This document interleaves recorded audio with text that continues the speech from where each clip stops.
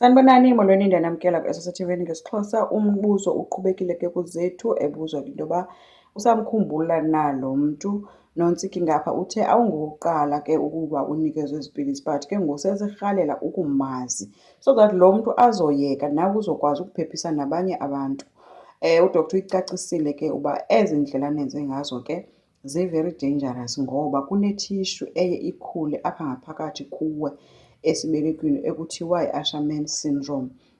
And le thishu le yenza uba ungaze uphinde ube nabo abantwana xa seyikhulile. Abe sesithi ke umama, uyabona ke zethu uba lo mntu lona okunike ezi pilisi uphantse wakubulalela umntana and ke nawe ubomi bakho sezingcibeni. Uzithi uthe hayi ke uphantse wambulala umntana.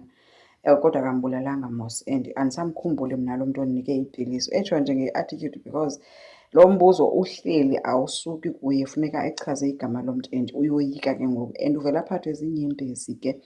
Lapho kuntomfuthi yena uthe basawubabona into yoba baphumile ke kuzethu wabe bebhizi ke ebhala into engaziwa mntu kwenye i-patient.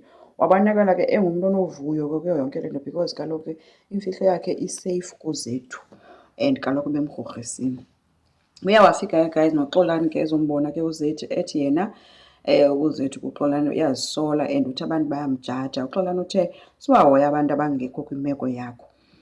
Uthwele umntwana and uyise akasekho ngapha, nawe uzamana nobomi bakho kwelinye icala. So baninzi wethu abantu bazoqhubeka bathethe but then wena uyazazi isimo sakho uba sithini. So ininzi yonke wethu le nto lena. Uzethu ke uthi ubecinga uba yena wenza i-choice emfaneleyo ngapha, uyazisola ngapha futhi uyoyika. Xolani uthi ke enye into ke abantu xa ngabe soyika benza izinto ekungafanelanga bazenze. Uzethu ke utshilo ukuba ke lo mntana usaphila ke Xolani.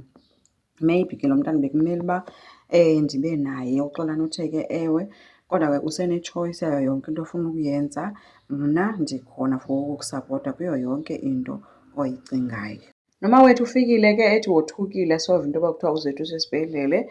Endibuza uba ebufundini kanti kwenzeke ntoni. Uzethu ke guys kangayithethe inyani. Uthe nje kuma wethu hayi ndivele ndaphathwa nje zii-cramps.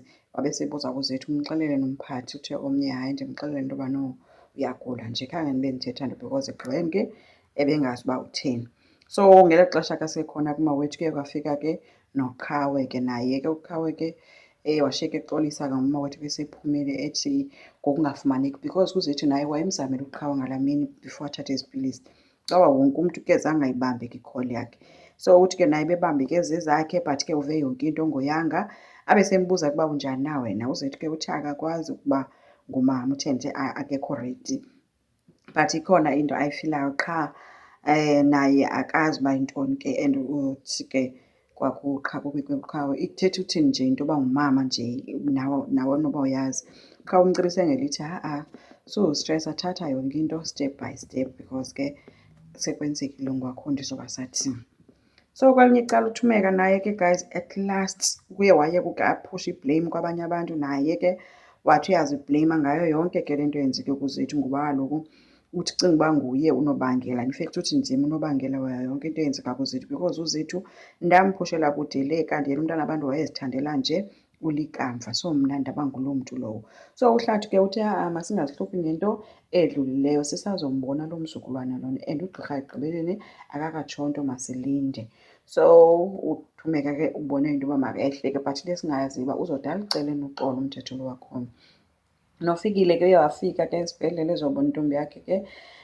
Uthe ke bengafuzethu ke uthi ke kunene bendingafuni ukukuphoxa mna mama kuyo yonke into eyenzekileyo ndibe ngumthwalo ekubeni nam ndisengumthwalo. Xa selifikile sithi ndim umntu ofanele axolise kuwe ngoba ndim lo okuphushileyo nokwenze into yoba ude wenze yonke le nto uyenzileyo. But sithi ke sizoyifumana wethu indlela yokuphila. Kwalo kunike iipilisi uzobhatala umntu. So uzethu uthi andifuni ukuthetha mna ngayo lena into and ngoba into endifuneka ndifowukhase kuyo njengangoku ngumntana lo ndingamazi noba uzophila. Leyo into sesodila nayo ngelinye ixesha. So uvela aphathwe ziinyembezi ke guys xa sekuthethwa ngalo mntu wezi pilisi. Isibhanxa esikhulu ke esinguntomfuthi sibambe i-call siyothethela ekoneni.